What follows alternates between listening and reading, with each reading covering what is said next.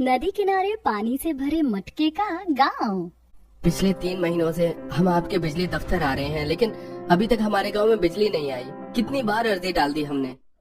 अरे गांव में बिजली भेज पाना पान पर चूड़ा लगाने जितना आसान काम नहीं है। कितनी अर्जियां डालनी पड़ती हैं, फॉर्म भरने पड़ते हैं, अलग अलग लोगों से परमिशन लेकर साइन करवाने पड़ते हैं। पता है सालों लग जाते हैं गांव में बिजली लाते लाते। सर्दियों के मौसम में तो बिना बिजली के जैसे तैसे गुजारा कर लेते हैं, लेकिन गर्मियों का क्या करें। हर साल गर्मियों के मौसम में पूरा गांव गर्मी से झुलस रहा होता है। आप लोग तो अपने दफ्तर में एसी कूलर चलाकर आराम करते हो, लेकिन साहब जरा हम गरीबों के बारे में भी सोचिए। तो तुम लोग कहना क्या चाहते हो कि हम कुछ काम नहीं करते? अरे यहाँ बैठे हैं, लेकिन इसका मतलब ये नहीं है कि हमारी कोई जिम्मेदारी नहीं है। अब जाओ यहाँ से, और भी काम है हमें। जब बिजली आनी होगी तो बता देंगे। बिजली दफ्तर वालों की बात सुनकर वो सभी चेहरे पर मायूसी लेकर बाहर आ जाते हैं। सरपंच जी, अब आप ही बताइए क्या करें। मैं क्या ही बताऊं, मैं तो खुद परेशान हूँ। एक तो हमारा गांव भी इतना छोटा और पिछड़ा हुआ है कि मुझे तो लगता है कि सरकार भूल ही गई है कि मदनपुर नाम का भी कोई गांव इस देश में है। सबको बस शहरों को उजागर करने की पड़ी, लेकिन कोई गांव की तरफ ध्यान नहीं दे रहा है। इतने सालों में कोशिश में लगे हुए हैं कि गांव उजागर हो, गांव में बिजली आए ताकि गर्मी से छुटकारा मिले, लेकिन लगता है इस साल की भी गर्मी बिना बिजली के ही गुजारनी होगी। सभी उदास होकर तपती धूप में अपने घर लौट जाते हैं। अरे बच्चों, तुम्हारी माँ कहाँ है? बाहर आंगन में भी नहीं थी। बाबा वो पड़ोस वाली काकी के साथ मटके बेचने के लिए शहर की तरफ गई हैं। कह रही थी आते हुए शाम हो जाएगी। उन्होंने खाना बनाकर रख दिया है, आप कहीं तो लगा दो। पंकज हाथ मुंह धोकर बैठ जाता है तो वहीं मुन्नी पंकज को खाना परोसती है और गिलास में मटके का पानी देती है, जिसे पीकर अब तो इस गर्मी में ये मटके का पानी ही शरीर को सुकून देता है। कम से कम हम गरीबों के पास ये मटका तो है। ऐसे ही शाम हो जाती है। पंकज की पत्नी माधवी पड़ोसन शीला के साथ अपनी मिट्टी के बर्तन और मटकों से भरा ठेला लिए घर पर आती है। माधवी, आज तो आने में काफी देरी हो गई।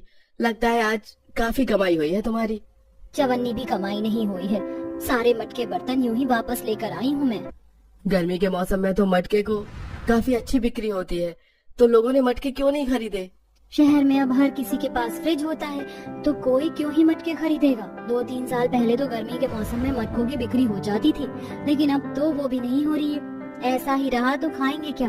वैसे ही गर्मी से कम परेशान है, जो अब हमारा काम भी नहीं चल रहा है। गर्मी का मौसम शुरू होते ही गांव का हर एक शख्स परेशान हो जाता है। सालों से ना गांव में बिजली थी और ना कोई अच्छा रोजगार का साधन। गांव के कुछ लोग मिट्टी के बर्तन बनाकर बेचते तो कुछ अमीर लोगों के खेतों में खेती करते। पानी के नाम पर भी गांव में इकलौती नदी थी। इसी नदी से सभी गांव वासियों का गुजारा चल रहा था। कभी कभी तो सोचती हूँ, अगर गांव में नदी नहीं होती तो हम तो सालों पहले ही इस गर्मी से मर चुके होते। सही कहा मनोरमा बहन, ये नदी ही अब इकलौता सहारा है हम लोगों के जीवन का। वैसे ये महीना पूरा होने वाला है। हर महीने के आखिर में हम अपनी नदी की पूजा करते हैं। इस रविवार के दिन सभी सुबह 6 बजे नदी किनारे इकट्ठा हो जाना। आखिरकार ये नदी ही तो हमारे जीने का इकलौता सहारा है। नदी मैया, बस इस नदी को कभी सूखने मत देना। जहाँ एक तरफ गर्मी के चलते पूरा गांव परेशान था, तो वहीं गांव में बनी इस नदी की वजह से ही सारा गांव जी पा रहा था। सभी अपनी इकलौती नदी की हर महीने पूजा करते थे और साथ ही नदी को गंदा होने से भी बचाते थे। बाप रे बाप, आज तो सच में हद ही हो गई है। ऐसा लग रहा है जैसे शरीर पर धूप की किरणें नहीं बल्कि आग के गोले बरस रहे हैं। बंटी बेटा, जाकर एक गिलास मटके का पानी लिया। जी माँ। बंटी घर के अंदर जाता है और गिलास में मटके का पानी, ठंडा पानी भरकर अपनी माँ को देता है। इस मटके का पानी कितना ज्यादा ठंडा है ना। ये मटका पानी को कितनी जल्दी ठंडा कर देता है। काश हम लोग इस मटके के अंदर रह पाते। हाँ माँ, फिर हमें भी कभी गर्मी नहीं लगती और हम भी पानी की तरह ही ठंडे रहते। तुम भी ना कभी कभी कैसी बातें करते हो। चलो जाओ पढ़ाई करो, थोड़ी देर में मटके बनाकर मैं तुम लोगों को खाना देती हूँ। ऐसे कुछ दिन गुजर जाते हैं। बीतते दिनों के साथ गर्मी भी काफी ज्यादा बढ़ चुकी थी और इस साल इतनी भयानक गर्मी होती है कि गांव की एक बूढ़ी औरत सरला की गर्मी के चलते मौत हो जाती है। अब तो बस यही दिन देखने रह गए थे। इतने सालों से तो बस हम गर्मी से ही परेशान थी, लेकिन आज तो गांव में गर्मी से सरला चाची की मौत हो गई। भगवान, क्या सारे जुल्म सिर्फ हम गरीबों पर ही ढाता है। अरे सरला चाची की 3 जवान बेटियां हैं, अब क्या होगा इन तीनों का? सभी लोगों को सरला की मौत का काफी बड़ा सदमा लगता है और कहीं न कहीं अब सबके दिलों में गर्मी को लेकर दहशत और बढ़ जाती है। माधवी हर रोज की तरह शहर और गांव में मटके बेचने के लिए जाती है। बहन जी, ये बड़ा वाला मटका कितने का है? ये बड़ा वाला 100 रुपए का है और छोटा वाला 50 का। मेरे पास 50 रुपए ही हैं और घर में इतने सारे लोग हैं, इस छोटे से मटके का पानी हम कितने लोग ही पी पाएंगे? आप एक काम करिए, ये छोटा वाला ही दे दीजिए। आप ये बड़ा वाला ही लेकर जाइए। जब आपके पास पैसे हो तो आप मुझे बाकी पैसे दे दीजिएगा। इतनी गर्मी में कोई प्यासा मुझसे देखा नहीं जाएगा। मैं भी आपकी तरह ही गरीब हूँ तो आपकी हालत समझ सकती हूँ। भगवान अपनी कृपा आप पर बरसाए, भला करे ऊपर वाला आपका। माधवी उस औरत को आधे दाम में ही बड़ा वाला मटका दे देती है। माधवी भले ही खुद गरीब थी, लेकिन जितनी हो सके उतनी लोगों की मदद करती। आधे कम दामों में लोगों को मटका देना, कभी किसी को पानी पिलाना तो कभी किसी को अपने हिस्से की रोटी देना। ऐसे कुछ दिन गुजर जाते हैं। सरला की मृत्यु को मुश्किल से 2 हफ्ते ही हुए थे कि अब गांव में 6 साल के बच्चे की गर्मी के चलते मौत हो जाती है, जिससे माधवी काफी ज्यादा डर जाती है और नदी किनारे पानी भरते हुए रोने लगती है। गांव में गर्मी के चलते 2 लोगों की मौत हो चुकी है। उस बच्चे की माँ को रोता बिलखता देख मेरा तो कलेजा ही बिलख उठा है। माधवी काफी ज्यादा रोती है कि तभी रोते रोते माधवी के कुछ आंसू उस नदी के अंदर जा गिरते हैं, जिससे मेरी बच्ची रोना बंद करो, अब सब कुछ ठीक होने वाला है। ये आवाज कहाँ से आई है? कौन है यहाँ?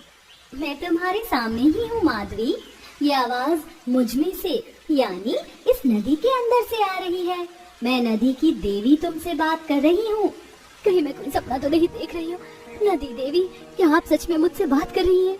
मैं तुम्हारी और तुम्हारे गांव के हालातों के बारे में अच्छी तरह से जानती हूँ और तुम्हारे गांव के सभी लोग भीषण गर्मी के चलते काफी परेशान हैं। इस गांव में रहने वाला हर शख्स एक नेक दिल इंसान है। तुम भी लोगों की काफी मदद करती हो, इसलिए अब मैं तुम सबकी मदद करना चाहती हूँ। गांव में जितने भी परिवार हैं, उन सभी परिवारों के हिसाब से तुम एक मटका बनाओगी और उस मटके के ऊपरी हिस्से में मेरी इस नदी का पानी भरोगी। ये सभी मटके तुम्हें इसी नदी किनारे बनाने होंगे। नदी देवी की बात सुन माधवी ऐसे ही करती है और जल्दी किनारे आकर सभी गांव वालों के परिवार के हिसाब से अलग अलग मटके बनाकर रख देती है। और जब नदी का पानी उन मटके के ऊपरी हिस्सों में डालती है तो देखते ही देखते वो छोटे छोटे पानी से भरे मटके बड़े बड़े पानी से भरे मटके के घरों में बदल जाते हैं। ये तो पानी से भरे मटका घर है। ये देवी मैया आपका बहुत बहुत शुक्रिया। माधवी जल्दी से सभी गांव वालों को इकट्ठा करके नदी किनारे ले आती है। सभी नदी किनारे बने पानी से भरे इन मटकों के घरों को देखकर काफी हैरान और खुश होते हैं। माधवी तू सच कह रही है? ये पानी से भरे मटके घर अब हमारे हैं, हम इसमें रह सकते हैं? हाँ हाँ, देवी मैया ने मुझसे खुद कहा है। एक एक करके अब गांव के सभी लोग जब उस पानी से भरे मटके घर के अंदर जाते हैं। ये मटका घर अंदर से कितना ज्यादा ठंडा है ना, जैसे ऐसा लग ही नहीं रहा कि हम किसी मटके के अंदर हैं। ऐसा महसूस हो रहा है जैसे बर्फ से घिरी वादियों के बीच में खड़े हैं हम। पहली बार जिंदगी में दिल और शरीर को इतना सुकून मिला है। ये पानी से भरा मटका घर तो बड़ा ही कमाल का निकला। ऊपर पानी भरे होने की वजह से कितनी ज्यादा ठंडक है इसके अंदर। अगर ऐसा घर हो तो बिजली की किसे ही जरूरत है। सभी गांव वाले नदी किनारे पानी से भरे और मटकों के घरों में जाकर काफी ज्यादा खुश थे। माँ, अब पूरा घर हमारा है ना? हम पूरी गर्मियाँ इसी घर में रहेंगे। अब तो मैं गर्मी में कहीं बाहर भी नहीं जाऊंगी, हम सब यहीं खेलेंगे। मुझे तो अभी भी ये सब एक सपने जैसा लग रहा है। मुझे खुद पंकज, लेकिन देखो ना, देवी मैया की कृपा से सब कुछ ठीक हो गया और हमें गर्मी से छुटकारा भी मिल गया। सभी गांव वाले मटके घर के अंदर रहकर काफी ज्यादा खुश थे। माधवी, तुम यकीन नहीं करोगे, कल रात को तो मुझे अपने इस मटके घर के अंदर ठंड लगनी शुरू हो गई। कंबल उड़कर सोई हूँ मैं, जब जाकर नींद आई है। मैं तो सबसे ज्यादा इस बात से खुश हूँ कि अब गर्मी से गांव में किसी की मौत नहीं होगी। इसी तरह पूरा गांव नदी किनारे बसे उन मटके घरों में हंसी खुशी रह रहा था।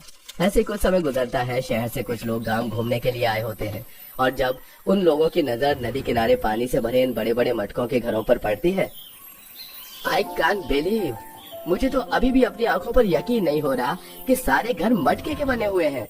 जी हाँ, सही कहा आपने। ये सारे घर मटके के बने हुए और अंदर से काफी ज्यादा ठंडे हैं।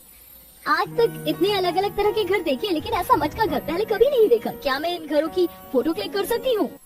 सोशल मीडिया पर इन मटके घरों की फोटो पोस्ट होते ही कई सारे लोग दूर दूर से इन्हें देखने के लिए गांव आते हैं, जिसके चलते काफी कम समय में अब ये पिछड़ा गांव लोगों की नजरों में आने लगता है। और अब जल्द ही इस गांव में बिजली भी आ जाती है और अब पूरा गांव गर्मी में भी हंसी खुशी रहता है। निकिता नदी किनारे घर के बाहर पूरे परिवार के साथ सो रही होती है, तो वहीं सिमरन अपनी ससुराल वालों के साथ खड़ी होती है। भला कोई घर के बाहर नदी किनारे इतने आराम से कैसे सो सकता है? देखो इसे कैसे सो रही है। इसको तो कोई होश ही नहीं है। नदी गंदी होती है, बदबू आती है, और क्या पता सोते हुए हमारे ऊपर नदी के पानी की छींटे आ जाए। मुझे तो समझ नहीं आ रहा है बिना एसी के यहाँ ये इतने आराम से कैसे सो सकती है। इतने टाइम से तो ये हमारे साथ एसी में ही सो रही थी। आखिर क्यों एक जेठानी अपनी देवरानी के नदी किनारे सोने पर इतना गुस्सा हो रही है? आइए जानने के लिए चलते हैं कहानी में। निकिता शादी करके ससुराल जाती है, जहाँ सब सो रहे होते हैं, तो वहीं एसी में निकिता कांप रही होती है। यहाँ सब एसी में कितने आराम से सो रहे हैं, मुझे तो एसी में ठंड लग रही है, नींद भी नहीं आ रही है। क्योंकि निकिता को एसी की आदत नहीं थी, इसलिए वो सारी रात सही से सो नहीं पाती और अगली सुबह अपनी पहली रसोई के लिए रसोई में जाती है। यहाँ चूल्हा नहीं है क्या? चूल्हा? तुम अपने गांव में नहीं हो, शहर में हो। यहाँ सब गैस पर खाना बनाते हैं। अगर तुम्हें चूल्हा जलाना नहीं आता तो मैं तुम्हें सिखाती हूँ। अब सिमरन निकिता को सबसे पहले गैस चलाना सिखाती है। साथ ही वो धीरे धीरे कैसे चाकू, मिक्सी और बाकी सामान यूज किया जाता है उसे बताती है। अब बना लोगी ना खाना? हाँ बना लूंगी, आप मेरी थोड़ी और मदद करवा देती। पता नहीं कैसी गंवार देवरानी आ गई है मेरे इस घर में। ठीक है मैं करवा दूंगी, पर तुम इतनी थकी हुई क्यों हो? रात भर सोई नहीं हो क्या? ऐसा नहीं है, वो बस शादी की थकान हो गई है। अभी नहीं क्या बताऊं, मुझे एसी में सोने की आदत नहीं है। मुझे तो नदी के किनारे खुले में सोने की आदत है। सारी रात एसी में सो नहीं पाई, ठंड लग रही थी। निकिता अपनी जेठानी की मदद से अपनी पहली रसोई करती है। सभी घर वालों को उसके हाथों का खाना भी पसंद आता है। देखते ही देखते पूरा दिन बीत जाता है और रात को एक बार फिर एसी चलने की वजह से निकिता को नींद नहीं आती। क्या करूं, यहाँ तो सब एसी में सोते हैं, कितनी ठंड लग रही है, मुझे तो नींद ही नहीं आ रही। एक काम करती हूँ, सबसे छुपकर छत पर जाकर सो जाती हूँ। वैसे भी यहाँ पर सब सुबह 6-7 बजे उठते हैं और मुझे तो 5 बजे उठने की आदत है। इनसे पहले उठकर नीचे आ जाऊंगी। क्योंकि निकिता को एसी की आदत नहीं होती, इसलिए वो सबकी नजरों से छुपकर चादर और तकिया लेकर छत पर सोने के लिए चली जाती है और घर वालों के उठने से पहले उठ जाती है। क्या बात है, सारे काम बड़ी जल्दी सीख गई और आज मुझसे पहले उठकर रसोई में भी आ गई। अब आ गई हो तो माँ जी की चाय बनाकर उन्हें दे आओ। माँ जी ने कभी मुझे बताया था कि उन्हें सुबह बेड पर चाय चाहिए होती है, इसीलिए मैंने उनकी चाय पहले ही बना ली है। चेहरे पर मुस्कान लेकर निकिता अपनी सास के कमरे में जाती है।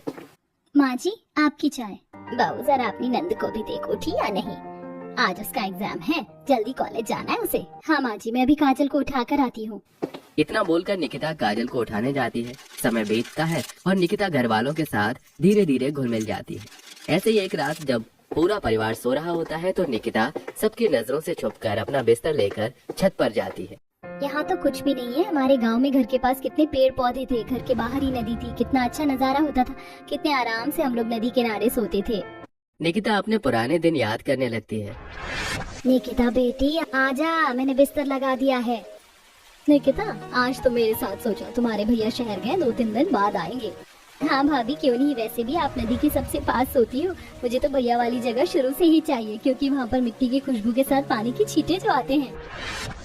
वो भी क्या दिन थे, काश की मैं अपने मायके जा पाती तो नदी किनारे ही सोती। इतना बोलकर निकिता सो जाती है और घर वालों के उठने से पहले अपना बिस्तर लेकर नीचे आ जाती है। अमित उठो, तुम्हें ऑफिस के लिए लेट हो रहा है। देखो मैंने तुम्हारा लंच भी पैक कर दिया है। यार तुम कितनी जल्दी उठ जाती हो? एसी में सोने के बाद किसकी इतनी जल्दी आँख खुलती है? जिसको काम होता है वो जल्दी उठता है। आप जल्दी उठो। अमित को उठाकर निकिता अपनी जेठानी के पास जाती है, जहाँ आज सिमरन उसे मशीन में कपड़े धोना सिखाती है। तुम्हें कुछ नहीं करना, मशीन सब कर लेगा। जैसे बताया है याद रखना, ऐसे ही कपड़े धोए जाते हैं मशीन में, समझी? हमारे घर में इतनी तकनीकी नहीं थी ना, इसीलिए नहीं आता। थैंक यू मेरी मदद करने के लिए। पता नहीं कैसी गंवार मेरे पल्ले पड़ गई है। अच्छा ठीक है।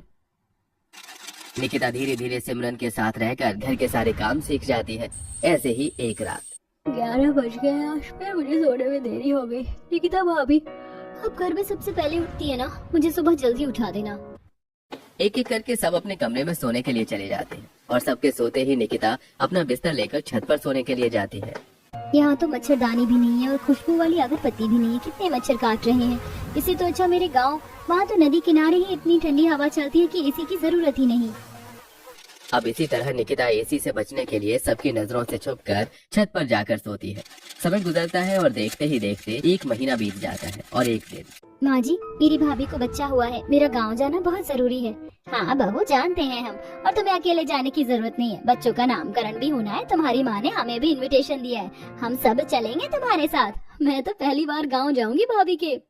जितनी खुशी निकिता को अपने मायके जाने की थी, उतनी ही खुशी से उसके ससुराल वाले भी उसके साथ उसके गांव जाते हैं। जहां अपने गांव पहुंचते ही निकिता काफी खुश होती है।